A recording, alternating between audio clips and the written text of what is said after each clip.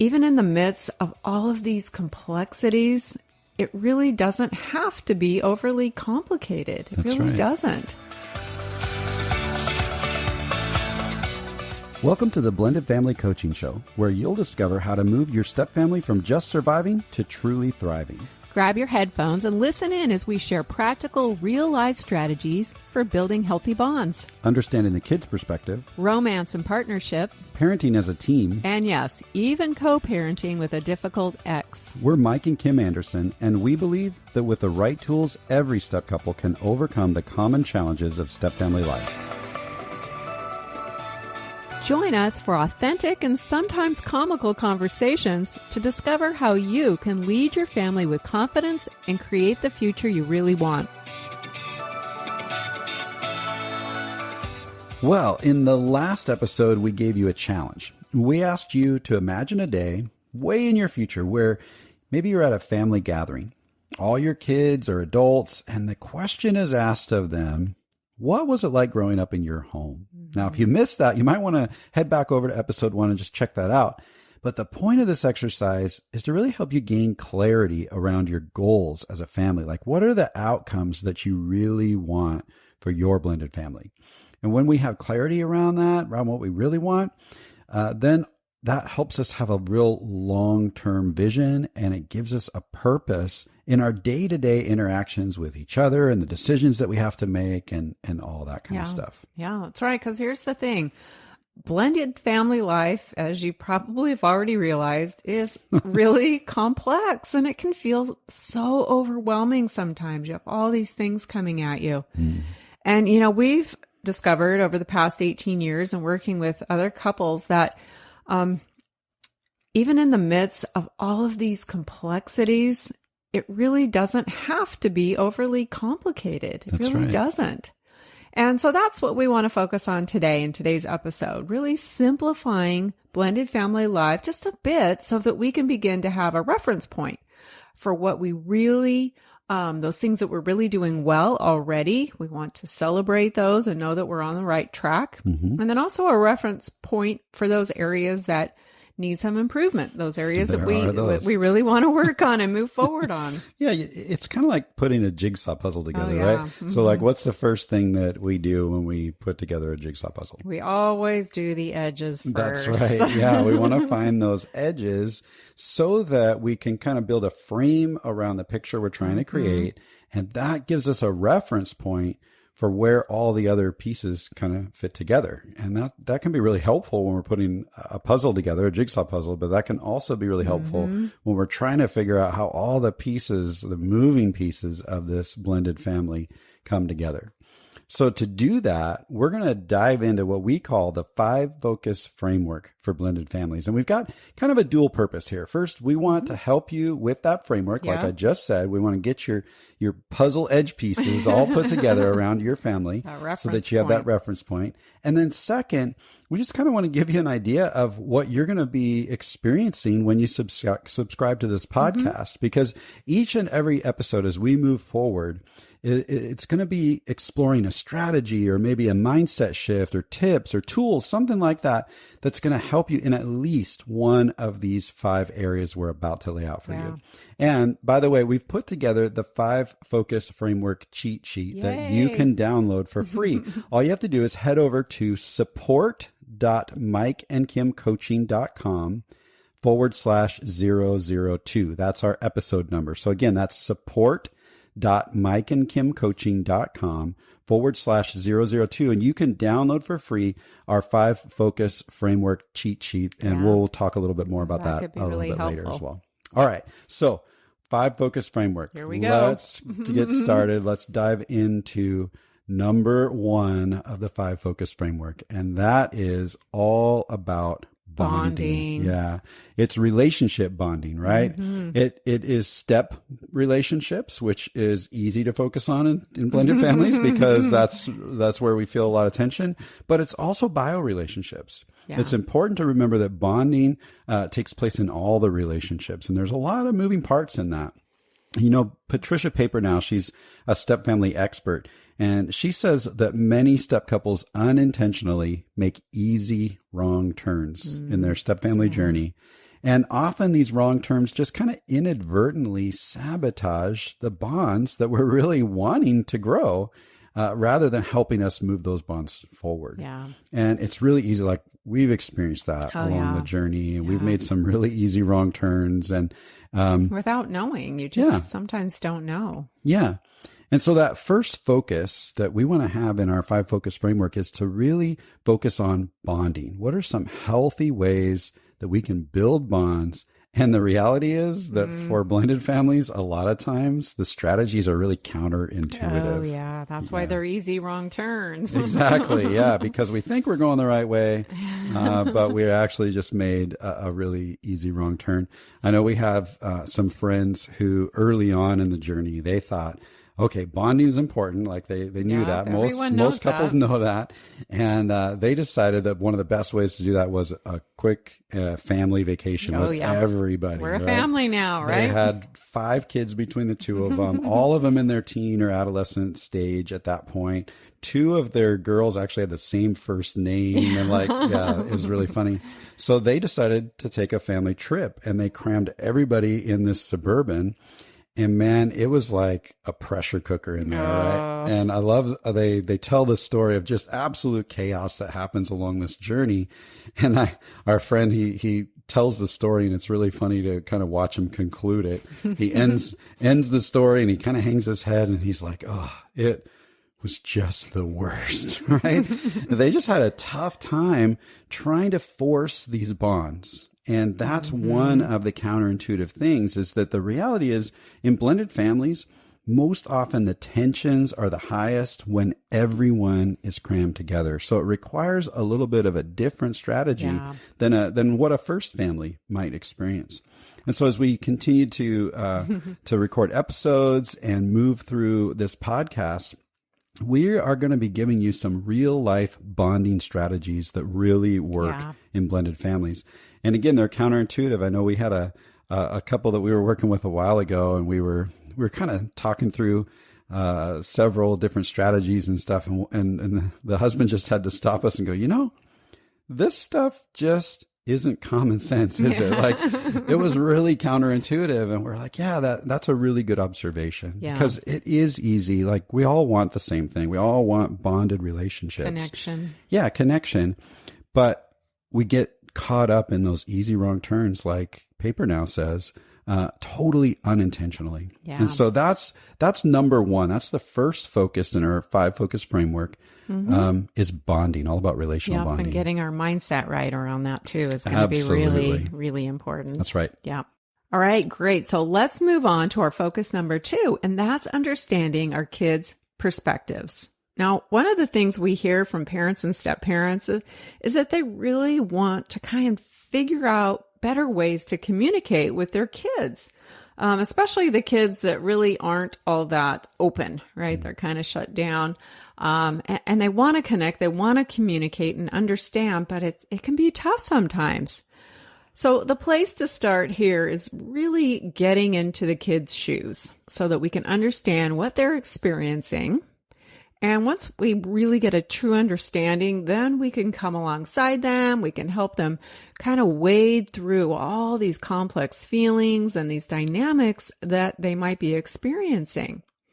And, the bottom line is that what they're experiencing through this blended family journey is probably very different than what you're experiencing. Absolutely. Yeah. Now, in our first episode, we talked about how my daughter Annika was really receptive to Mike when we were dating. They got along great. They really connected easily. She was excited when we announced our engagement. Yep, she was. But underneath all of this excitement, there were some other things going on in her that was kind of under the surface that we really weren't aware of. I'll never forget the night before our wedding, we're at our rehearsal, and, Mike and I are excited and giddy, and she was kind of quiet and standoffish, and she pulled me aside and she said, "I don't want you to marry Mike." And I was blindsided. I had no idea what was going on. She saw through him.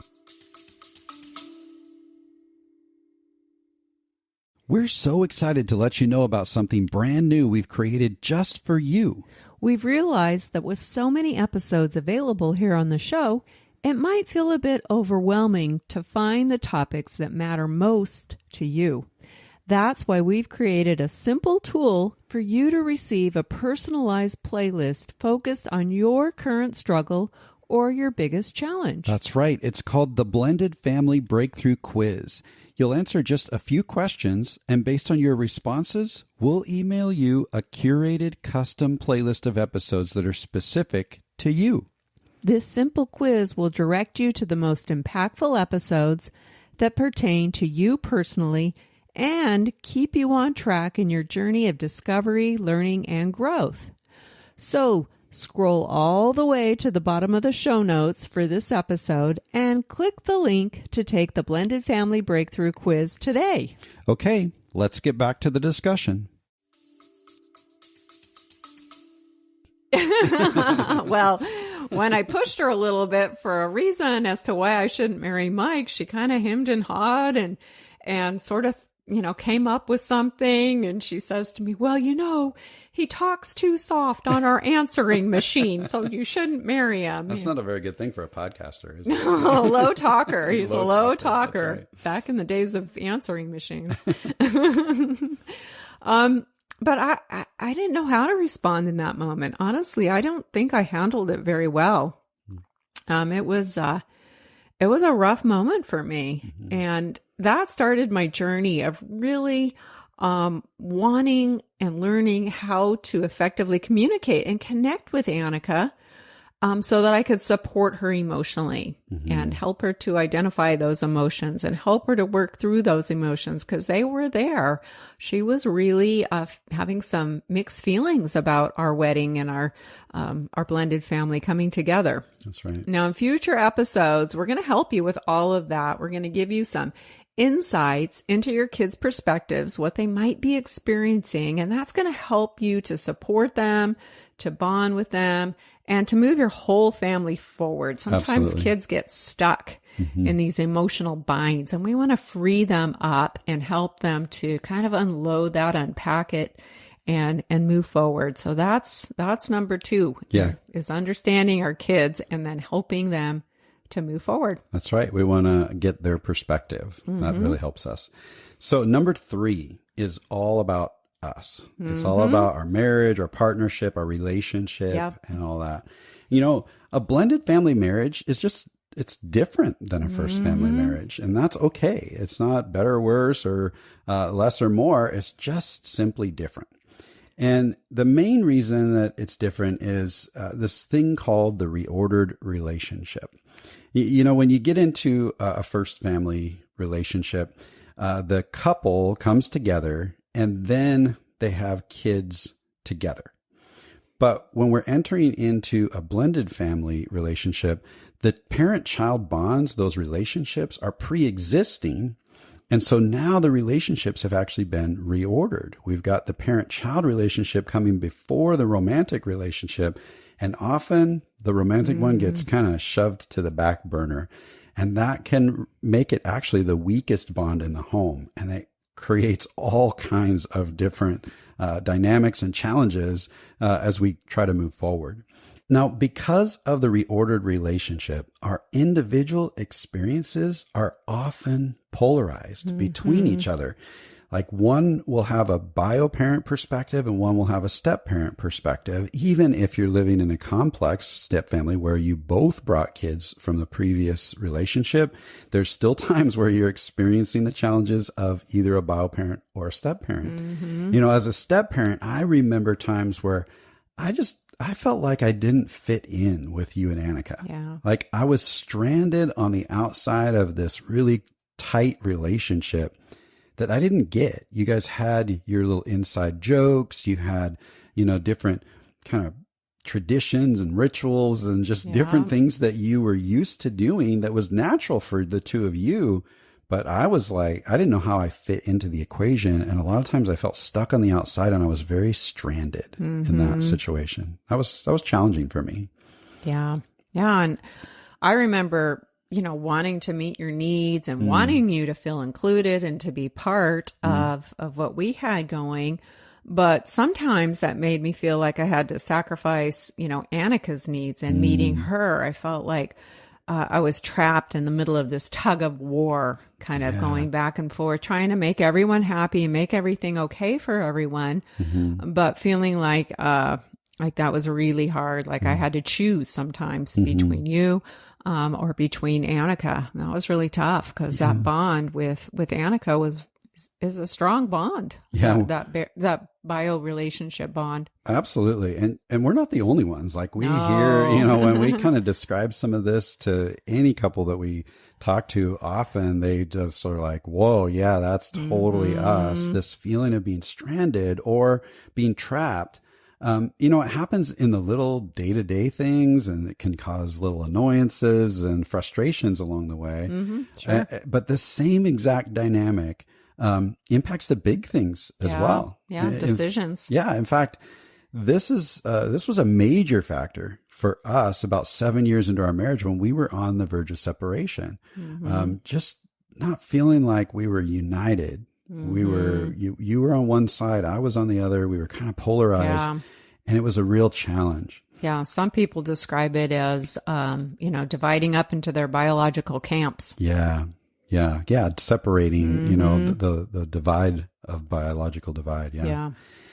So all of that is really different for first families. Right. And so what that means is, as blended family couples, we need different strategies to build our romance and actually safeguard our relationship. And so we're here to help you do that.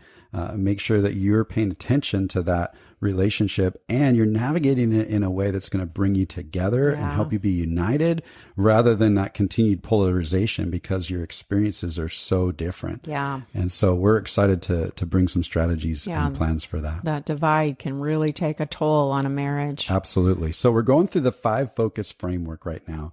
We said that number 1 focus is bonding. Number 2 focus was the kids' perspective. The number 3 focus is all about marriage and partnership. And number 4 is all about parenting and discipline. Yeah. This is a big one. In fact, this is one of the reasons a lot of people reach out to us. The first fight that we ever had before we got married, and actually after we got married, probably the biggest fight we've ever had. So the 2 most significant fights memorable fights in our relationship, was all around parenting. In fact, a lot of these dynamics are what led us to that reordered relationship, being polarized, and then really considering separation in that season.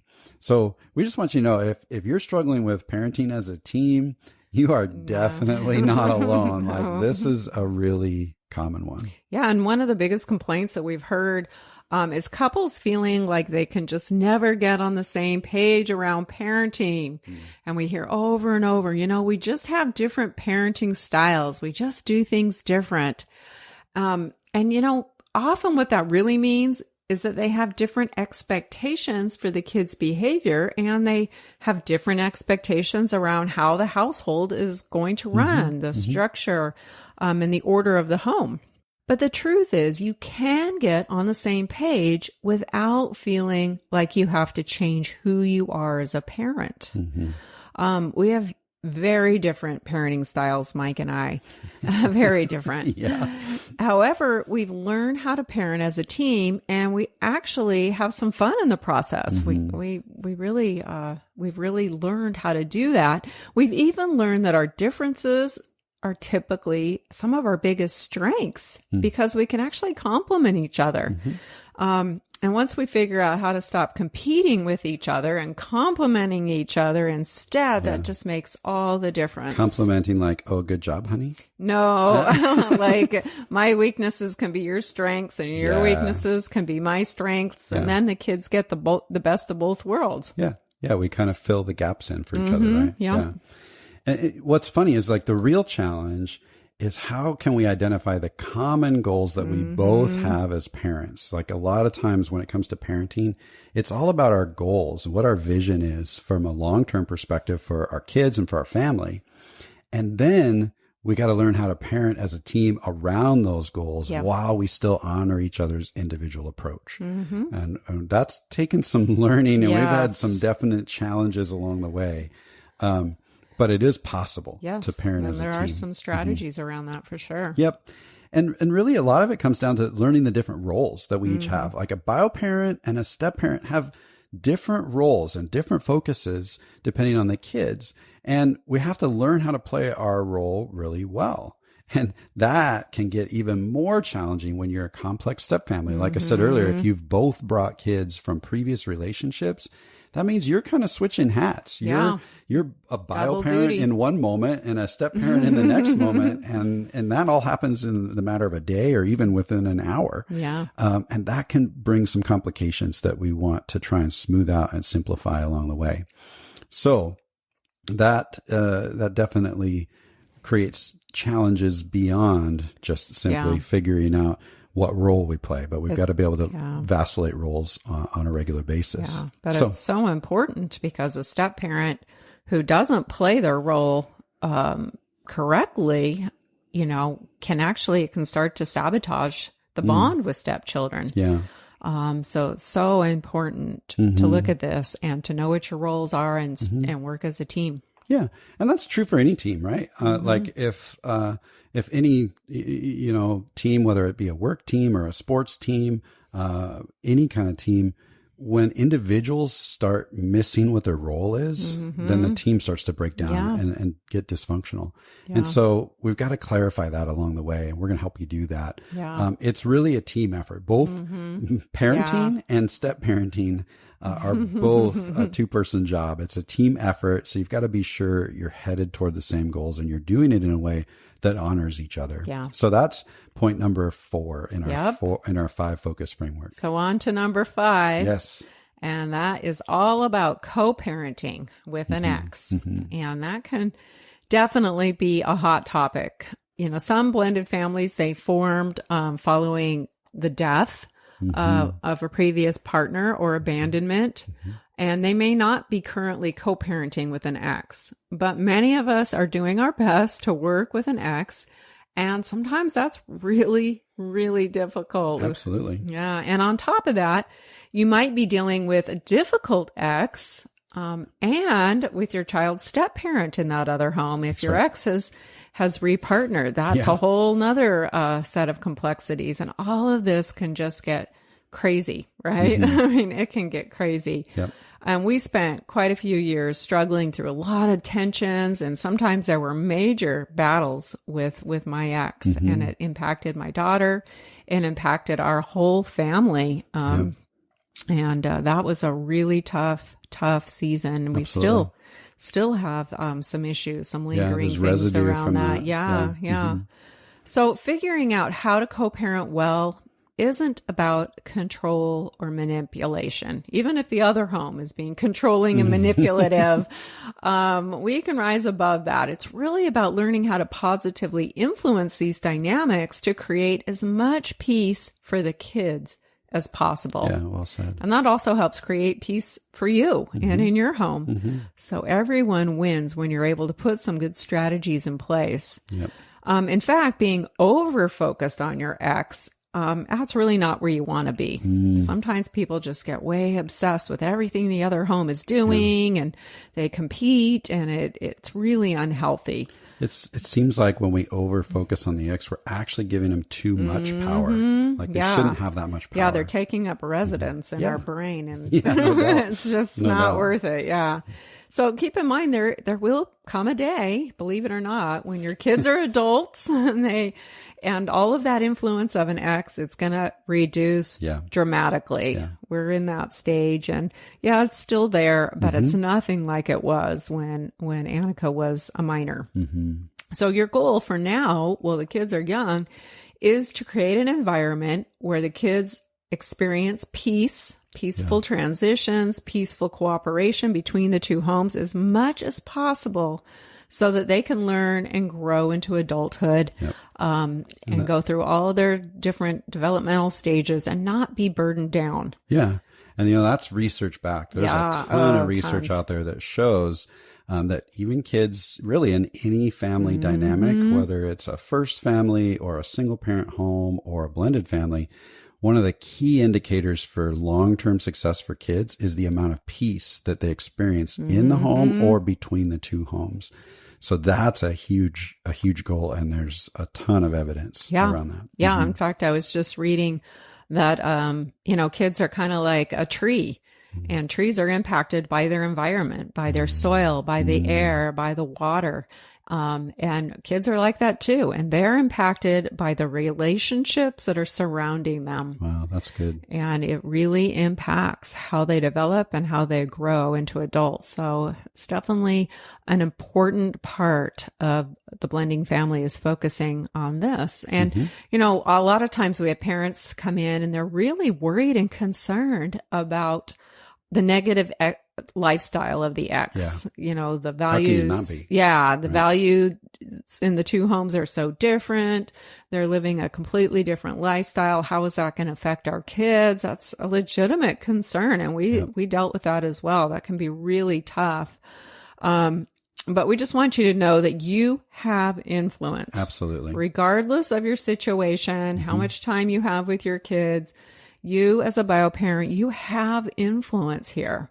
And we're going to help you discover practical ways that you can positively impact your whole parenting coalition. So your ex, their new partner, any other adults that are involved in raising or influencing your kids. We're going to show you how you can use your influence to kind of pave the way forward for your kids. That's right. And to teach them the values and the character traits that you really want for them. Absolutely. Yeah, it's so important.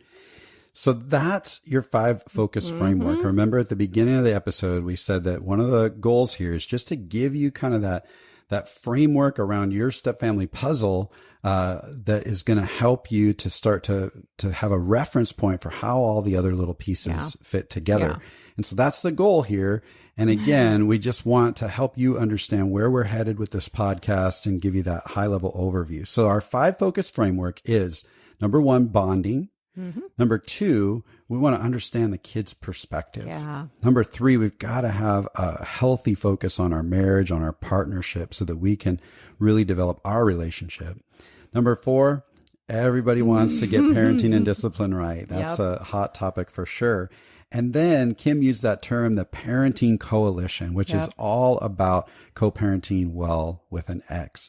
So if you can picture that as kind of the edge pieces around your jigsaw puzzle, we hope that that gives you a new framework or some new reference points for how your blended family starts to fit together.